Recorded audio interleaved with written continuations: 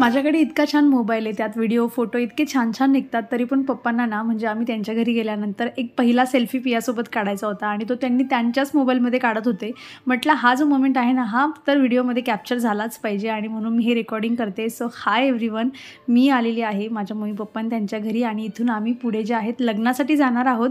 आणि मी म्हणजे सकाळी जे आहे 6:30 वाजता इथे पोहोचली होती. अंघोळ वगैरे झाली आणि ठरल्यानुसार मी माझे हेअर वॉश, पियाचे हेअर वॉश इथेच आल्यानंतर जे होते ते करणार होती. आणि मामा मावशी हे सगळे म्हणजे नाशिक पुण्याहून असे सगळे येणारे जे आहेत ते आता इथे जमलेले आहेत. आणि आम्ही आता एकाच गाडीमध्ये म्हणजे जी 4 सीटर गाडी असते त्यामध्ये आम्ही 5-6 जण जे आहेत मस्त दाबून दुबून जे आहे ते लग्नाच्या ठिकाणापर्यंत पोहोचणार आहोत. आणि मम्मी पण ना म्हणजे सकाळी मी आले ना तेव्हा घरी नव्हती, काही कामाने बाहेर गेली होती. तर मग आताच मम्मी आली होती, म्हटलं भेटायचं राहून जाईल. आणि लकीली मी व्हिडिओ स्टार्ट पण केला होता, त्यामध्ये पण हे सगळं रेकॉर्ड झालं. सो आता तयारी चालली आहे, म्हणजे ब्रेकफास्ट वगैरे करून मग आम्हाला लगेच निघायचं जे आहे ते आहे. तर बघा गोष्ट अशी आहे की म्हणजे लग्न जे आहे ना, माझ्या लग्नानंतर मी माझ्या काकाच्या मुलाचं लग्न अटेंड केलं होतं आणि माझ्या आत्याच्या मुलाचं लग्न अटेंड केलं होतं. आणि ते माझ्या लग्नाच्या अगदी इन्स्टंट सगळे दोघं लग्न जे होते ते झाले होते.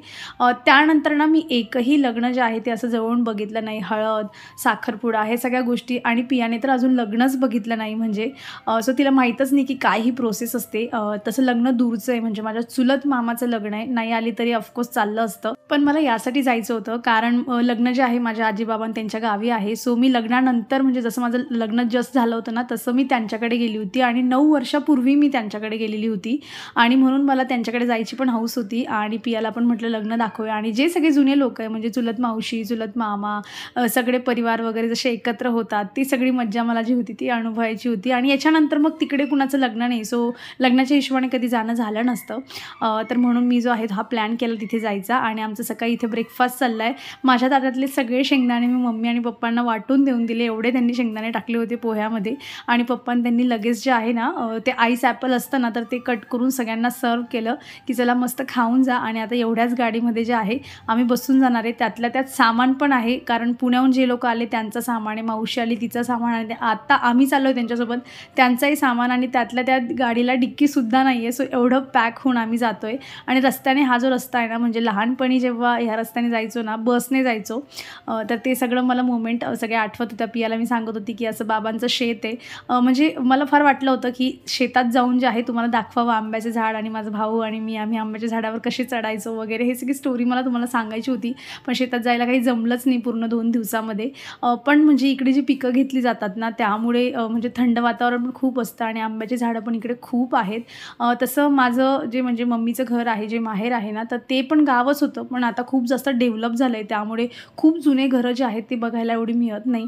पण इकडे भरपूर जुनी घरं होती, कारण सगळी लोकं इकडे शेतीच करतात. आणि मग त्यामुळे एवढी छान छान एकदम जुन्या काळातली जी घरं असतात ना, म्हणजे अगदी मातीपासून जी बनलेली असतात ना तशी इथे घरं आहेत. काही लोकांनी केली आहेत डेव्हलप, पण तीही फार जुन्या काळात केली गेली आहे. तर ह्या सगळ्या ज्या गोष्टी आहेत त्या पियासाठीही जरा म्हणजे एक म्हणजे असं नवीन एक्सपिरियन्स तिला येईल अशी ह्या हिशोबानेच मी प्लॅन केला होता की जाऊयात, लग्न बघायला मिळेल, जुनं गाव वगैरे जे आहे, माझं मामाचं गाव कसं आहे, त्यांचं घर कसं आहे, हे सगळं पियाला दाखवूया. आणि तिच्यासोबत जे लहान मुलं असली म्हणजे मग त्यांची खूप मज्जा असते. आणि ह्या हिशोबानेच जे आहे मी प्लॅन केली होती ही ट्रिप. तर हे माझ्या आजीबाबां त्यांचं घर आहे. त्यांचं अगदी जुनं अगदी मातीचं घर असतं ना तसं पण त्यांचं घर आहे. पण त्यांनी हे म्हणजे 10-12 नाही भरपूर जास्त वर्ष झाले असतील तेव्हा त्यांनी हे म्हणजे बांधून घेतलं होतं. पण जुनंच झालं तरीही आजीचं तिला म्हणजे तिला जे म्हणतात ना आमच्याकडे पप्पी घ्यायला मक्कू म्हणतात, तर मक्कू तिचा घेऊन झाला होता. पण आजीला म्हटलं मी व्हिडिओ करते जरा परत घ्या. तर आजीला काही ॲक्टिंग व्यवस्थित जमत नव्हती. आहे तसं मी कॅप्चर करण्याचा प्रयत्न केला. खूप जास्त मोठं घर नाही त्यांचं, म्हणजे जे आहे किचन आहे, पुढचा रूम आहे आणि वर एक रूम बनवून घेतलेला आहे. आणि महत्त्वाचं म्हणजे ते लोक म्हणजे जसं घर बांधलं तसं इथे राहत होते. पण माझा मामा जो आहे एक मामा राहतो मुंबईला, एक राहतो पुण्याला, तळेगावला आपण गेलो पण होतो तिकडे.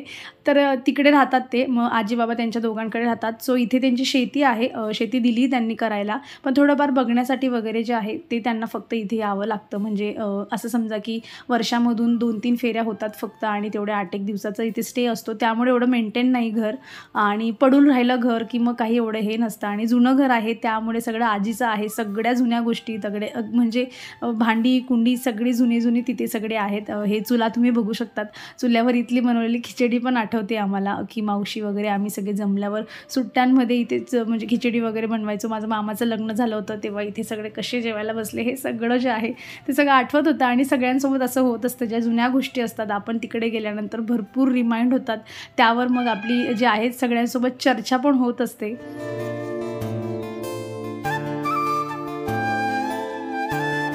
मला माहिती आहे हे सगळं म्हणजे माझ्या मामाच्या गोष्टी जेव्हा मी तुम्हाला सांगते, घर वगैरे दाखवले, तुमच्याही भरपूर आठवणी ज्या आहेत त्या फ्रेश होणार आहेत, हे मला माहिती आहे. कारण आपण जेव्हा आपल्या मामाच्या घरी वगैरे जायचो, तो जो काळ होता तो फार डिफरंट होता. आत्ताच्या म्हणजे जसं पिया जे आहे माझ्या मम्मी-पप्पा त्यांच्याकडे येते, हा जो वेळ आहे ना आणि आपला जो वेळ होता तो फारच डिफरन्स होता. म्हणजे काय आपण तिकडे गेल्यानंतर कोणाला काही घेणं-देणं नसायचं. आपण आपलं खेळायचो. शेतात जाणं म्हणजे सुद्धा आपल्यासाठी एक खेळणं असायचं. आता तर म्हणजे पिया जरी इकडे आली ना मम्मीकडे तरी तिला उन्हामध्ये सुद्धा जाऊ देत नाही आम्ही आणि सगळं म्हणजे काळच बदललेला आहे. आणि काय सांगावं बायकांच्या गप्पा इथे बघा सगळे मावशी वगैरे 3 मावशी म्हणजे माझी मम्मी पकडून 3 मावशी आणि 2 मामा असा जो आहे सगळं परिवार आहे. आणि मग म्हणजे माझ्या मामीन त्या आहेत. या सगळ्या त्यांच्या गप्पा चालल्या होत्या वहिनींच्या मिळून त्यांचे जे काही नाते ते सगळं त्यांचं चाललेलं आहे. म्हणजे जमले की मग गप्पांना काही एंडच नसतो.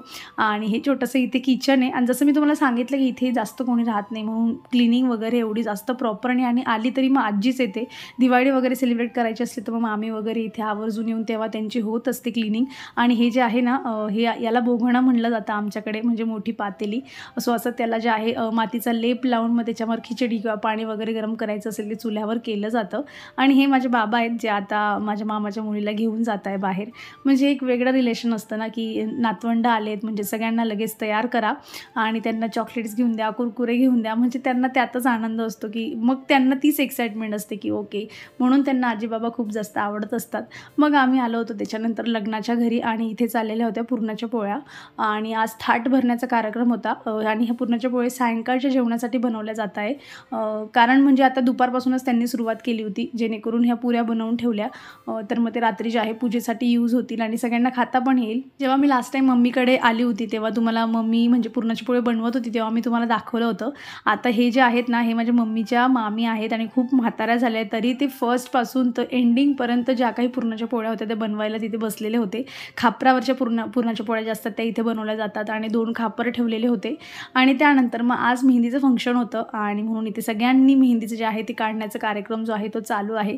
सो पियाला पण मी सांगितलं की तू पण काढ. तिचं चाललं होतं की स्कूलमध्ये निघणार नाही आणि बोलतील वगैरे. तिला म्हटलं एकाच हातावर काढ तू. आणि मी अशी शॉर्टकट मला कोण मिळाला तर मी अशी जी आहे माझी आवडती नेहमीची अशीच मेहंदी मला आवडते. भरगतचं काढून मला आवडत नाही. फक्त पेरू जे असतात ते भरायचे आणि तेही चेक्सने. मग त्यानंतर जे होतं दुपारी म्हणजे 3-3:30 नंतर जे आहे बुंदी पाडण्याचा कार्यक्रम इथे सुरुवात झाली. आणि आम्ही जे होतो ना म्हणजे आमची जी गँग होती आमचे सगळे माझे मावशी मामा वगैरे त्यांची सगळी मुलं आणि आम्ही सगळे जे होतो ना इथे बुंदी पाडण्यासाठी इथे हजर होतो. आणि ती बुंदी अशा पद्धतीने पाडली जाते आणि मग तिला जे आहे त्यातून म्हणजे तिला गार केली जाते आणि मग तिला सुकवायला जरा टाकली जाते. तर मावशी इथे सेटिंग लावत होती की तुमचं हे थोडं काम झाल्यानंतर आम्ही आमच्या हाताने बुंदी पाडू शकतो का. कारण मावशी आजी वगैरे माझी मम्मी हे सगळे ब्रह्मकुमारीजमध्ये जातात आणि ते कोणाच्या हाताचं खात नाही. तर इथे बघा बुंदी जे आहे ते गार करता सगळ्यांचं जे हात आणि तोंडाची जी म्हणजे प्रक्रिया असते ना खाण्याची सगळी चालली होती. सगळे मुलं एन्जॉय करत होते खाण्याचं. आणि म्हणजे स्टार्टिंगला खूप गर्दी होती. सगळे लहान पोरं जमलेले होते बुंदीला सगळं गार करण्यासाठी. आणि हळूहळू वेळ जसा पुढे जात होता तसे 1-1, 2-2 मुले तिथून गायब झाले. आणि वैताग येतो ना एकच गोष्ट सारखी करून.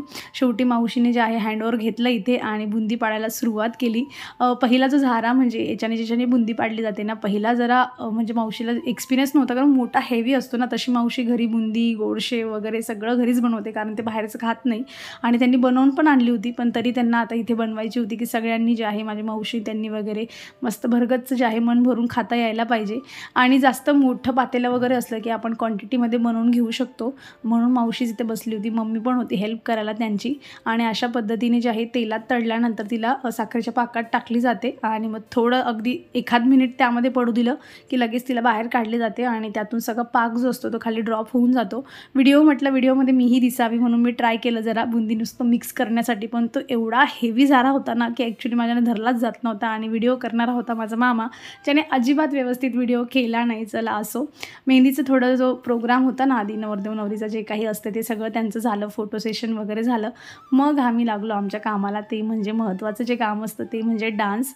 इतकी मज्जा केली ना, म्हणजे सगळेच डान्सर लोक भेटले ना, ज्याला येत नाही ना तो पण गर्दीमध्ये जाऊन जे असतं ते डान्स करण्याची मज्जा जी असते ती होत असते. पर्टिक्युलर माझ्या बाबतीत बोलायचं म्हटलं तर मी तर लग्न याच्यासाठीच अटेंड करायला आली की मला बाबा इथे नाचायचं आहे भरपूर, कारण बरेच वर्ष झाले नाचायलाच मिळालं नाही. मला आवडतो डान्स करायला, तोही लग्नातला असला की गर्दीमध्ये घुसून मस्त डान्स करायचा. आणि मग त्यानंतर ना म्हणजे पियाचा जो आहे ना, म्हणजे बरेच तिथे जे होते ना ज्यांनी 2-4 असे डान्स बसवलेले होते त्यांनी डान्स केले. पियाला खूप फोर्स करणं चालू होतं की अगं जा तू पण जा, कसंही कर वगैरे वगैरे. शेवटी तिने ऐकलं आणि मग ती गेली स्टेजवर आणि तिने डान्स केला होता गुलाबी साडीवर. आणि इतका छान डान्स केला तिने, म्हणजे जेवढं तिने बघून जरा शिकली होती ते सगळं मिक्स मॅच करून तिने काय करायचं ते केलं तिथे, पण सगळ्यांनाच खूप जास्त आवडला.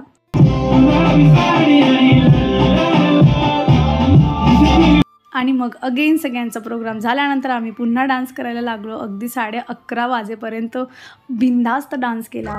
नेक्स्ट डे आज हळदीचा दिवस आणि हळदीच्या दिवशी सकाळी जे आहे ते म्हणजे सगळ्यांना बांगड्या वगैरे ज्या आहेत त्या भरल्या जातात. सगळे त्यांचे जे भाऊबंदकीचे लोक असतात, रिलेटिव्ह असतात, ज्या कोणी पाहुणे वगैरे आले त्यांना सगळ्यांना 1 डझन अर्धा डझन अशा ज्या आहेत त्या बांगड्या भरल्या जातात.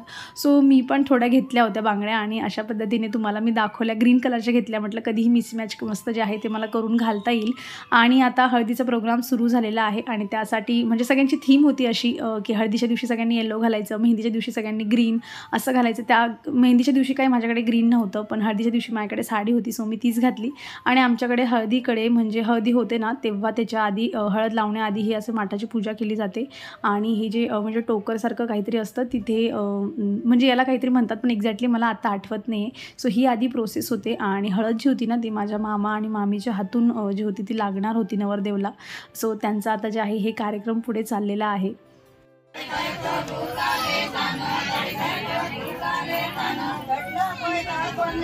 हे जे तुम्ही आता ऐकलं ते जे म्हणजे काय होतं ना की प्रत्येक भागामध्ये थोड्या अशा वेगवेगळ्या पद्धतीने जे आहे हे सगळं सेलिब्रेशन केलं जातं. पद्धत थोडी वेगवेगळी असते प्रत्येक भागाची. आणि आता इथे मम्मी जे आहे याला म्हणतात की म्हणजे पोखून घ्या असं म्हणतात आणि पोखणी आणली वगैरे असं छोटंसं सॉन्ग असतं.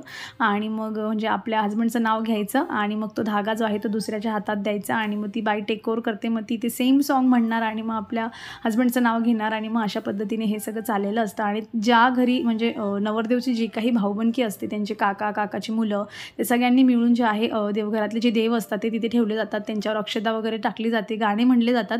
आणि म्हणजे त्यांचे खेचरचे वगैरे लोक असतात, म्हणजे मामी असली तर भाची आणि म्हणजे वहिनी आणि अशा पद्धतीने जे आहे त्यांचे खेचरचे लोक असतात. तर मग ते जे देव असतात ते सगळं त्याच्यातून घेतले जातात असे त्या ज्या व्हाईट कापडामध्ये त्याला ओढले जातात आणि बाकीचे लोक त्यांना होडूच देत नाही आणि खूपच मज्जा येते यामध्ये. आणि मग ते घेतल्यानंतर त्यांना टोपलीमध्ये ठेवलं जातं हे सगळं. आणि मग डीजे लागतो, बँड असला डीजे असला ते सगळं लागतं. आणि मग एकमेकांचे त्यांच्या भाऊबंदकी जे असतात ते एकमेकांच्या डोक्यावर हे सगळं ठेवतात आणि देव धरून मग नाचतात. आणि त्यानंतर म्हणजे ही प्रोसेस झाली ना की याच्यानंतर मग खरा जो आहे तो हळदीचा प्रोग्राम जो असतो तो सुरू होतो. आणि मग दी नॉनस्टॉप जोपर्यंत कोणी बोलत नाही, जोपर्यंत लोक दमत नाही. गाव असलं की एवढं काही 11 वाजेचं म्हणजे बंधन नसतं ना असं एवढं की चाललाय डान्स चाललाय, तर मग तो चालूच असतो, जोवर लोक दमत नाही तोवर चालला जातो.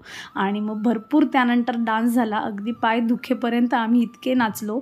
शक्य तेवढं थोड्या क्लिप्स ज्या आहेत त्या मी घेण्याचा प्रयत्न केला आणि तुम्हाला माहिती आहे माझा कॅमेरामॅन एकच आहे, ती म्हणजे पिया. दुसरं कोणाला दिलं की व्यवस्थित शूट होतच नाही, तीच व्यवस्थित शूट करते. म्हणजे ती 1 मिनिटाचं तिने शूट केलं की त्यातून 30 सेकंद तरी मी व्यवस्थित जे आहे एडिटिंग करून तुम्हाला दाखवू शकते. आणि हे 12 पावली जे आहे ते आम्ही आता इथे डान्स करत होतो आणि एका लाईनमध्ये उभं राहून जे आहे सगळे एकसाथ मस्त डान्स करतात. डान्स म्हणला की मज्जा असते, बाकी काही नाही. जमो की नको जमो काही घेणं देणं नसतं. सगळ्या गर्दीत तुम्ही घुसले की थोडे पाय उचलले की झाला तो डान्स. तर असा होता हळदीचा प्रोग्राम. लग्नाचा दिवस आणि इथला माझाही शेवटचा दिवस. आज मला इथे दुपारपर्यंत लग्न लागल्यानंतर जे आहे ते निघायचं होतं. आम्ही सगळे आता फोटो सेशनसाठी चाललो आहे. म्हणजे सगळे तयार झालो. एवढी घाई असते ना सकाळी तयार होण्याची की विचारूच नका. म्हणजे इतका पटपट जातो ना की तयारीसाठी वेळच मिळत नाही आणि बऱ्याच वेळा वाटते की हे राहून गेलं, ते राहून गेलं, करायचं होतं, असा मेकअप करायचा होता, ह्या सगळ्या गोष्टी. तर आम्ही फोटो वगैरे काढले आणि त्यानंतर जे आहे इथे जरा वेळ बसलो होतो आम्ही आणि मग पारावर गेलो. तिथे पण खूप वेळ जे आहे म्हणजे वेळ गेला आणि मग त्यानंतर नवरदेवला जे आहे ते आता मंडपात वगैरे न्यायचा प्रोग्राम चालला आहे. आणि मी हे सगळ्यांना कन्व्हिन्स केलं, जी माझी जवळची लोकं आहेत, मावशी, मामी. मामाला वगैरे एवढा डान्स येत नाही, तरी मामाला सांगितलं की मी चल डान्स कर तुम्ही पण, म्हणजे माझ्या व्हिडिओमध्ये आपण सगळे रेकॉर्ड होऊ आणि एक मेमरी जी आहे ती कॅप्चर होऊन जाईल. मामीची मुलगी मामीला काही डान्स करू देत नव्हती, तरी मामीला सांगितलं मी की तिला रडू द्या तुम्ही, पण या तुम्ही डान्स करायला, जेणेकरून आपण सगळे दिसले पाहिजे. आणि हा छोटासा डान्स करून आम्ही जे आहे मंडपात जाणार होतो. आणि थोडं ऊन पण होतं. तशी सकाळी थंडी होती पण तरीही ऊन होतं, म्हणून आम्ही लवकर जायचं डिसिजन घेतलं.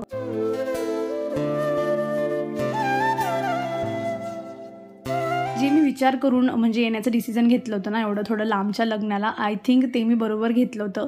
थोडं येण्या जाण्यामध्ये त्रास सहन करावा लागतो, पण पियाने खूप छान एक्सपिरियन्स घेतला. तिने मज्जा खूप छान जास्त केली आणि तिला बऱ्याच नवीन गोष्टी ज्या आहेत त्या बघायला मिळाल्या. म्हणजे मी बऱ्याच गोष्टी तुम्हाला व्हिडिओमध्ये छोट्या दाखवण्याचा प्रयत्न केला, पण त्या व्यतिरिक्त अजून खूप गोष्टी आहेत ज्या माझ्याकडून सुटल्या आहेत की मी रेकॉर्डच केले नाही, तुम्हाला दाखवलंच नाही. पण बरेच छोटे रिच्युअल्स असतात, परंपरा असते, ती फॉलो केली जाते आणि यातल्या बऱ्याचशा गोष्टी तुमच्याही सेम टू सेम असू शकतात. काही वेगळ्या असतील, काही मिळत्या जुळत्या असतील, काही अजून जास्त असतील. आणि इथे पियाचं जे आहे अक्षता फेकण्याचं काम जे आहे ते चाललं. इथे एवढी जमा करून ठेवली होती तिने आणि तिचं म्हणणं होतं की मला खेळायची आहे. आणि तिला जेव्हा कळलं की ही अक्षता अशी पद्धतीने फेकली जाते, मग मला विचारत होती की का फेकली जाते, कशासाठी फेकली जाते. म्हटलं मग आशीर्वाद दिला जातो नवरदेव नवरीला, तर मग ती माझ्यावर फेकून सांगत होती की मीच तुला आशीर्वाद देते वगैरे.